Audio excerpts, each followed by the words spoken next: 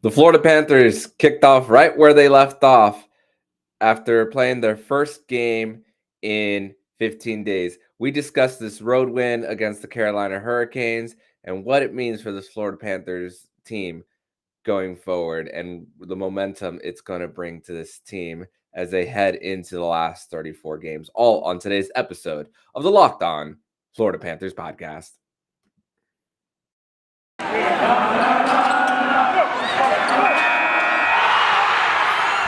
Your Locked On Panthers, your daily podcast on the Florida Panthers. Part of the Locked On Podcast Network. Your team every day.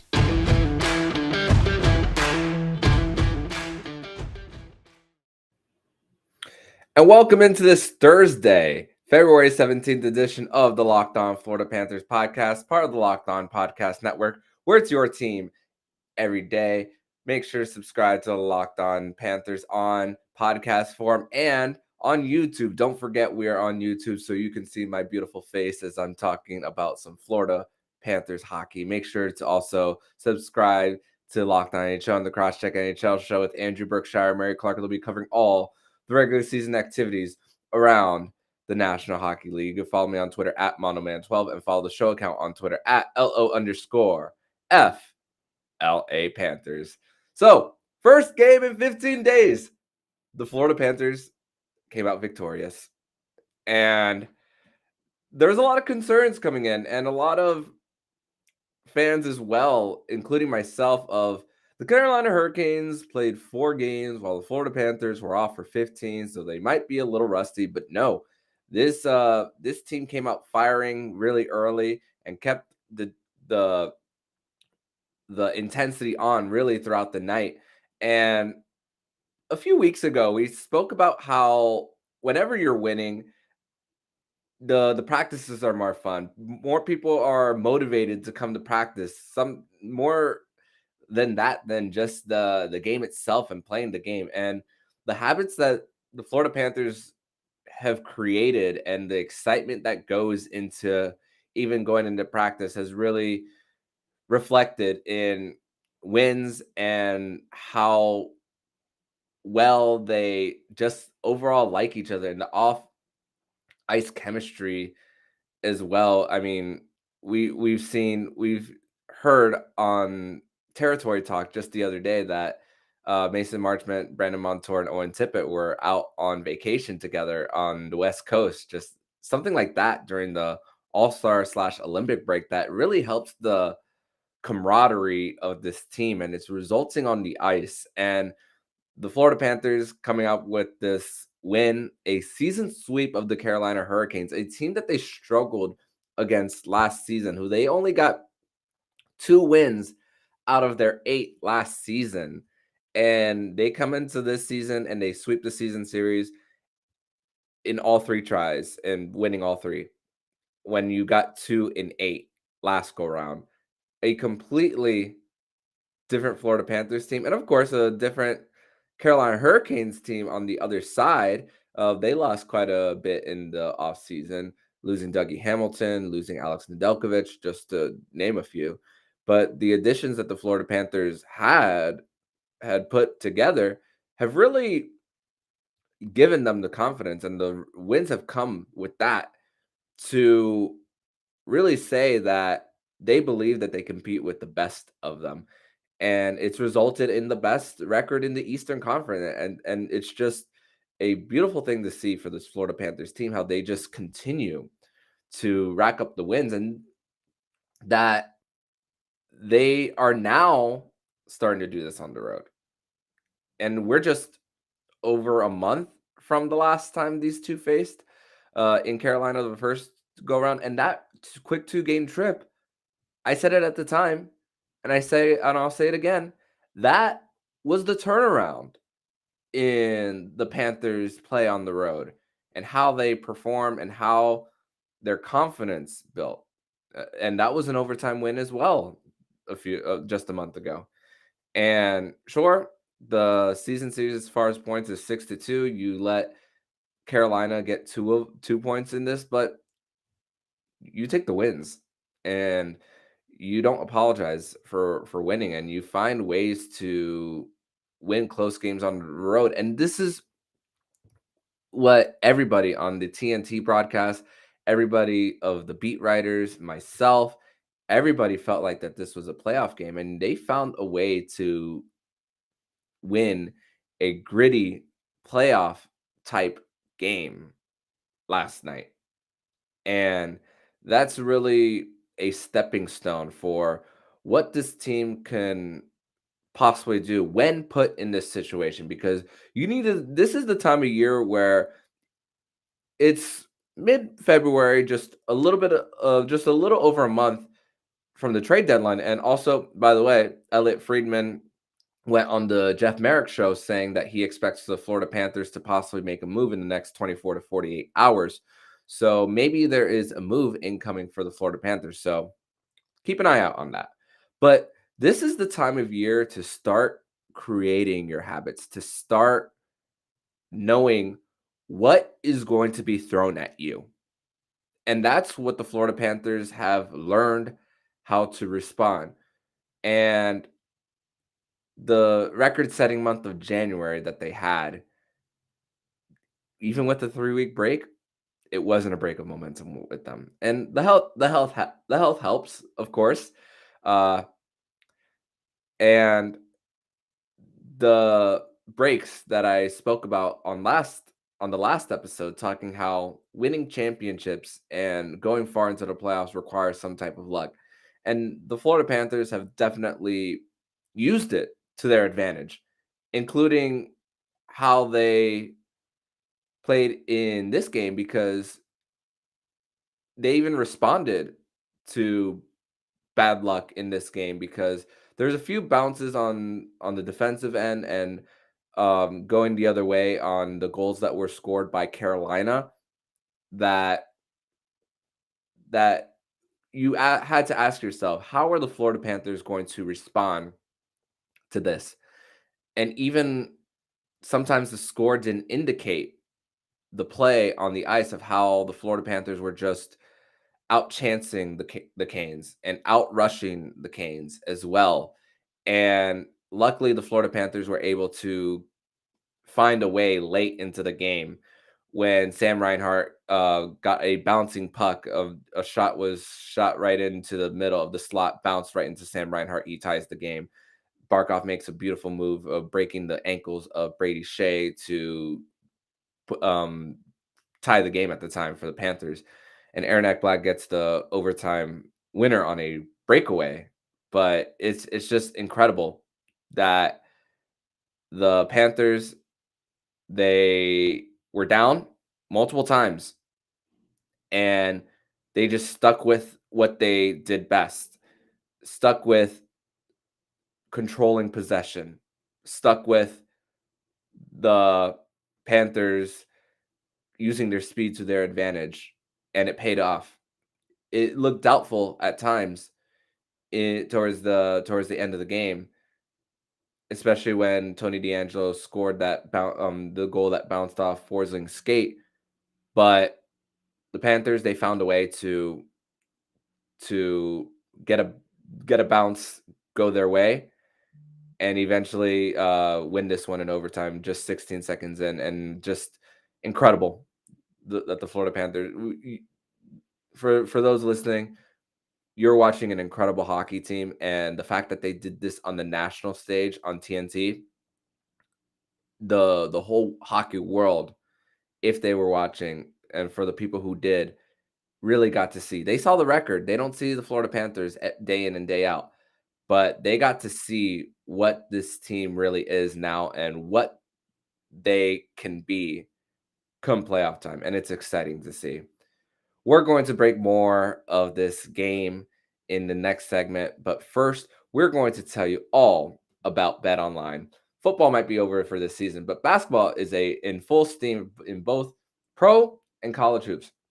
From all the latest odds, totals, player performance, props, to where the next fire coach is going to land, BetOnline.net is the number one spot for all your sports betting needs. BetOnline remains the best spot for all your sports scores, podcasts, and news this season. It's not just basketball. BetOnline.net is your source for hockey, boxing, and UFC odds, right to the Olympic coverage and information.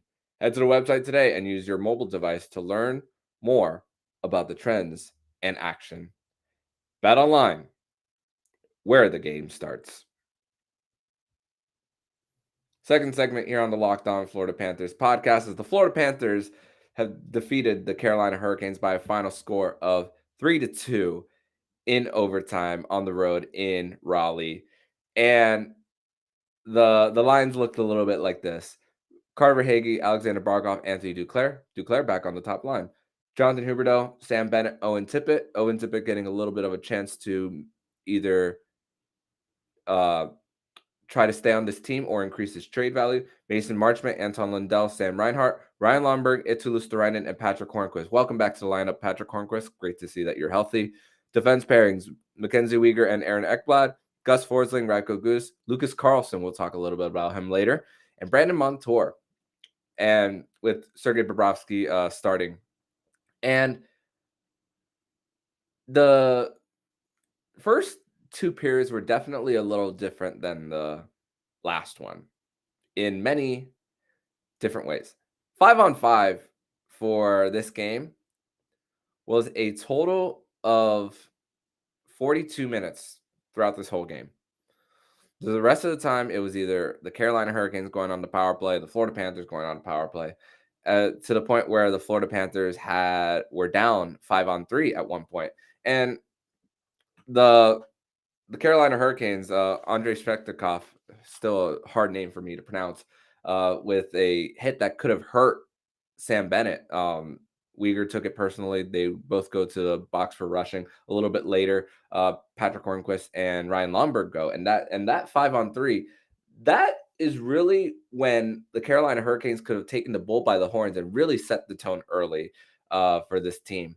And for that's real. And you got to give credit to Sergei Bobrovsky as well. And Sergei Bobrovsky as well didn't have many shots against them. Got 10 in the first period, and the Florida Panthers, the rest of the way, they only allowed 8 shots from that point on. And got to give credit to the Panthers right in front of the net of what they were able to do to help their goalie out in this one. I mean, blocks were 10-10 not in favor of any specific team. Freddie Anderson also stood on his head at the other end as well. And the first goal, like I said in the first segment, there were some weird bounces and weird transition opportunities. Ekblad breaks his stick, transition goes the other way. Timo Teravainen gets one past Bobrovsky, one that I thought Bobrovsky should have saved, but just a weird transition going the other way as Aaron Ekblad attempted a shot, breaks his stick, and it goes the other way. He's defending without a stick, and that was towards the end of the first period, which the momentum could have easily shifted in the way of Carolina after that. And I thought about going into this game. I had a lot to think about in between this All-Star / Olympic break about the Florida Panthers consistently playing behind on the road. And I went back to that stat that the Panthers had when their opposition scores first, and they're going into this game when their opposition scores first on the road. They were 1-4-3 with their first and only win at the time coming in that shootout against Vancouver. But the momentum and the play of the game was not actually a goal. It was Lucas Carlson right in front of the net. Bob was out of the net, and just Barry Kotkaniemi and Steven Lorenz had multiple opportunities to score, and Lucas Carlson gets the first one on Kotkaniemi with the stick, and then the second one with his body on Steven Lorenz, and just incredible of how he's been able to stop it from being 2-0, and could have just been killer and spoiled any type of comeback that the Florida Panthers could have had in this game. And again, a lot of penalties called early on in this game, and the Mason Marchment just continues to just bring the physicality, and big hit on Vincent Trocheck that he had that also created a penalty for Carolina due to Vincent Trocheck playing without a helmet. And you don't anticipate any of those things happening, but hey, that big hit created that. And of course, the penalty was a little spoiled by Anthony Duclair with an interference there. But even then, the Carolina Hurricanes were a little sloppy. Ian Cole just 2 penalties in a 3-minute span, but in between the Carolina Hurricanes killing one. Man, what a beautiful, beautiful board battle that Anthony Duclair was able to win right in the neutral zone. He's not gonna get an assist in on that goal by Alexander Barkov, but board battles really, really matter on that one. And the fact that Anthony Duclair was able to get one in the neutral zone, get it to Ekblad, and then Huberdeau creates a stretch pass to Barkov. Barkov breaks the ankles of Brady Shea and gets a backhand past Freddie Anderson. And just Barkov's ability to be extremely deceptive, thinking that he's going one way based on like where his hips are lined up, and then just create an open shooting lane when like not even half a second before that there isn't one. And that's what s- speed and stick skills and hockey sense can all do in that. And credit to Barkov for continuing just to set the example. And again, the fact that it was on the national stage as well, people get to see this captain, a Selfie trophy winner for the Panthers, learn and carry sometimes a team when they need a goal and you're down, to depend on Alexander Barkov, the greatest goal scorer in Florida Panthers history. And the fact that he's able to do that. And of course, the power play at times for the Panthers, it's still a work in progress, but special teams coming into this game was in favor of Carolina. They're both in the top 8 in both penalty kill and power play percentage. The PK for the Panthers is just in the teens, and even on their own power play, man, the way Carolina lines up on their PK, they have 3 players lining up, and then they have 2 of the people on the wings, like near the edges, near the blue line, near the boards, so that when the players shoot to the sides, that they quickly have a body out there and they're able to get the puck out of the zone. And sometimes teams have a hard time resetting. And those 2 power plays, even like that, even Ian Cole had, both of those power plays, the Panthers were spending more of their time in their own zone. And even after all of that, the Panthers, though there still can be work done there. Don't get me wrong. The Florida Panthers are very lucky that they don't have to face a penalty killing unit like the Carolina Hurricanes for the rest of the season, because that was just frustrating at times. And you got to give credit to Rod Brindamore and staff for being able to have a great unit there. And even on the other end, when the Carolina Hurricanes had a penalty, Barkov, it looked like he was going to get his 5th shorthanded goal of the season, and Freddie Anderson just continues standing on his head. I mean, the total shots on goal for this game was 31-18 in favor of the Panthers. Only 8 shots on goal for the Carolina Hurricanes after the first period. But even after period number 2, the Florida Panthers had an advantage in hits, 25-19. Rush chances was 9-3 in favor of Florida. Odd man rushes was 3-1 in favor of Florida. And it was tied at the time. And the Carolina Hurricanes got a bounce that was off Forsling's skate. And Forsling had a rough sequence there, loses a board battle to Jordan Stahl, Jordan Stahl gets the puck to Tony D'Angelo, and then it bounces off his stick. So not a best sequence for Gus Forsling. Just and everything that the Florida Panthers, like I said earlier, worked for, and they were still down was a little frustrating. But you continue to play your game, and you continue to control the possession that the Florida Panthers have consistently done all season. The and the it's crazy because even though they outscored the outshot, excuse me, the Carolina Hurricanes 11-2 in period number 3, it was only 8 total shots on goal in the first 15 minutes of that third. And of course, it helped that the Florida Panthers pulled the goalie, and that comeback attempt by the Florida Panthers could have been spoiled very easily when Sergei Bobrovsky was pulled at the 2:40 mark of the third period.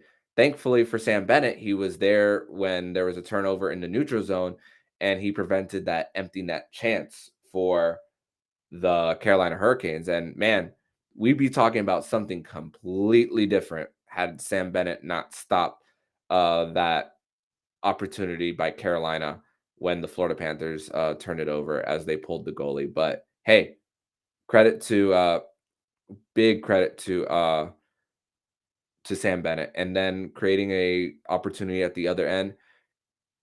And this is why you continue to attack. This is why you continue to throw pucks at the net as well. On the 6-on-5, Uyghur shoots a puck, bounces off Patrick Hornquist. Even though he wasn't the one to score the goal, he finds a way to be in that low slot to create a bounce, even if it's not him scoring. Freddie Anderson is not panicking. He's like trying to like go get into position when a puck bounces off of somebody, and it was just too little, too late before he could react and get that bounce that goes into the stick of Sam Reinhart, and then Sam Reinhart gets it past Freddie Anderson. And my God, a tie game with 48 seconds left. And it was just like, it's just like thinking at the time that it's just thinking at the time that you knew this was going to happen without knowing it was going to happen, if that makes any sense. And with how dominant the possession was, it paid off for these Florida Panthers. And it's exciting for this team. And things we don't see often. Lucas Carlson playing goalie and getting 2 blocks in his own end, and then Aaron Ekblad getting a breakaway opportunity to score a goal. We don't see that often from Ekblad specifically. And 2 primary assists for Jonathan Huberdeau, and Aaron Ekblad getting that one 16 seconds in to the overtime period. And the superstars came to play where Barkov, Huberdeau, and Ekblad all get 2 points each, and just the superstars being superstars when this team needs them to be. And the Panthers become victorious in this one and really put a dent, not a dent, but they really put their staple in being the best team in the Eastern Conference. And with that sweep of Carolina, the Panthers now, for the last 34 games, according to Tankathon, the second best strength of schedule, easiest strength of schedule going into these last 34 games. And the toughest part of their schedule just comes in these first few games.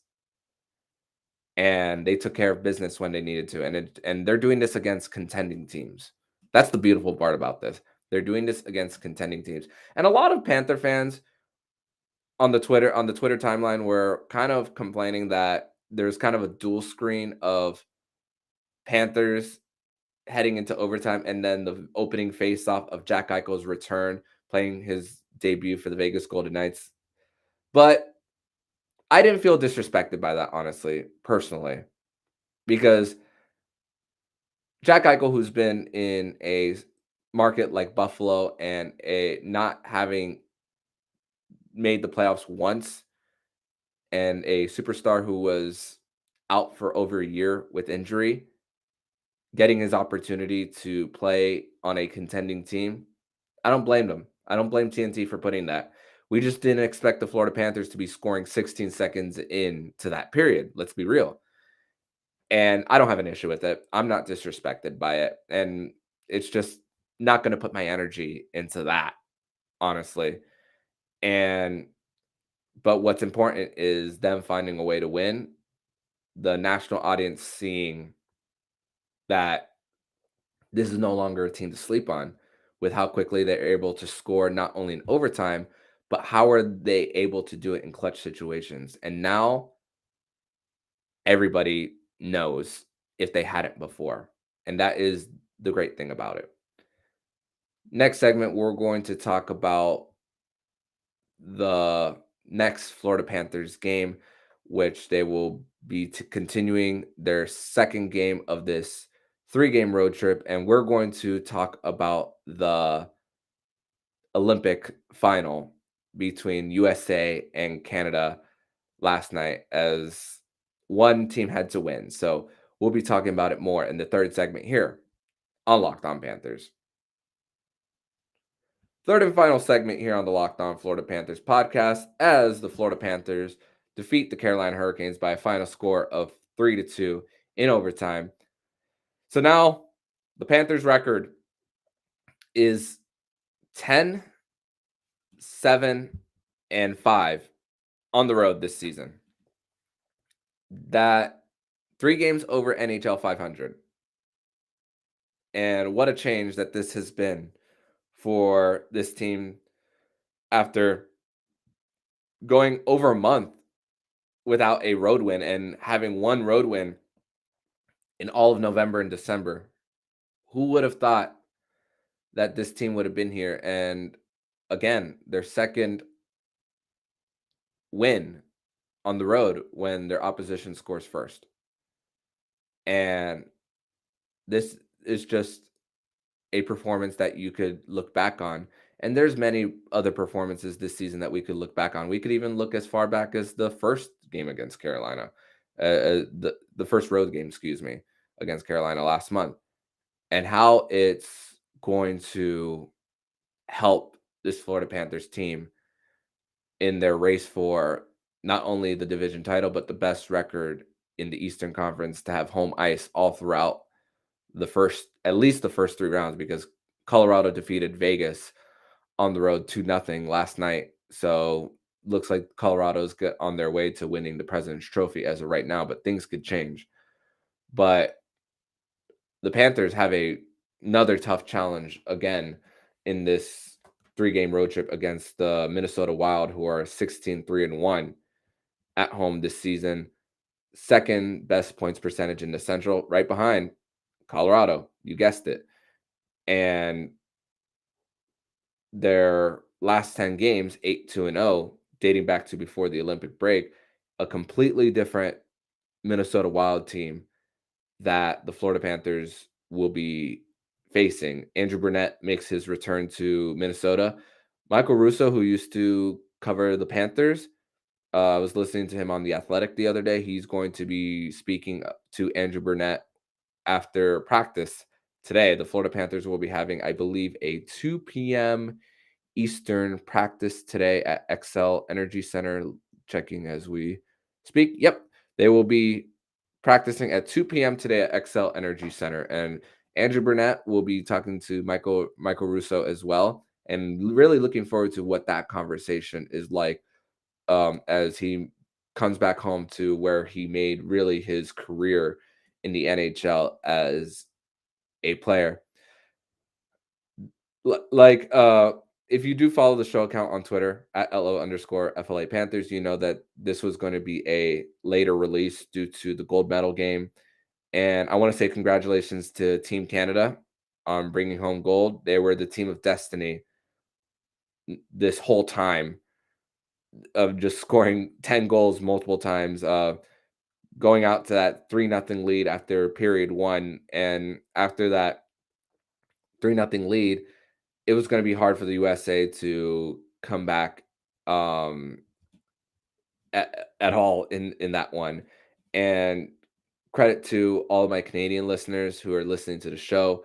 And I hope that you guys, as much as this hurts to say, that you guys get to enjoy this and celebrate it, because after the USA defeated the Canadians, uh, Canadian Olympic team last time around in a shootout, um, they got theirs, and the Canadian Olympic team got theirs this time around. And there was a story. I'm not gonna say who the writer is, because they don't deserve to be named. Who say that women's Olympic hockey does not belong in the Olympics because of the fact that USA and Canada are the only teams that make it to the final who have a chance. Although the USA and Canada making it to the final is true in that sense, it's a little ignorant in my opinion, because you're taking away an opportunity from different countries to at least compete, and to at least, even if they don't bring home a medal, to have a little fun and to have some pride in their country regardless of result. So I know the parity in women's Olympic hockey isn't there like it is on the men's side, but still, the quality of play that I saw during this women Olympic tournament has just been great, and just been so much fun to watch, and just the pride that each person put on the ice. I mean, on the women's side, you see like the superstars of Kendall Coyne Schofield and Hillary Knight continuing to carry this USA team, and just to continue having so much fun. Um, and then on the Canadian side, Poulin, fourth straight Olympic gold medal game where she scores uh, in the match, and the pride that she shows for her country. Why would we want to take that away from these people? Why? And could the parity be fixed at all? I don't know if I have the answer to that, really. But to take away an opportunity from these ladies is not something that I want to see happen to them. So I won't say the writer's name because they don't deserve the publicity, but they deserve an opportunity, and it does belong. And many people stayed up for that. If many people are tuning in to watch it, that means it's something special. And we shouldn't take that away, not only for the players, but for the fans like myself who are watching, and the fans like you who are listening as well, who had a great night of hockey. If you happen to stay up last night to watch Panthers Hurricanes, Avs Golden Knights, and then the USA Canada game, though it didn't go to the way of the US, it was a night definitely to remember regardless of results. And it was a night to celebrate the beautiful game that we all love watching. So that's where I'm going to finish off on this episode of the Locked On Florida Panthers podcast.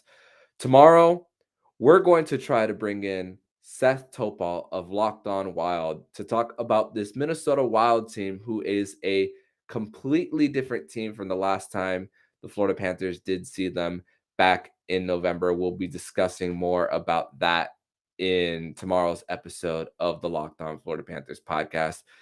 Remember that this show is not only in podcast form, but it is also on YouTube as well. So subscribe to the YouTube channel as well, so you can see me and you can match voice to face on when I talk about some Florida Panthers hockey and bring it to you, the listener. And I hope that you guys not only enjoy this win, but continuing to keep that energy for this Florida Panthers team as they continue to ride high and continue to pick up those wins on the road, which we didn't see much at the beginning of the season. And now it's starting to come together.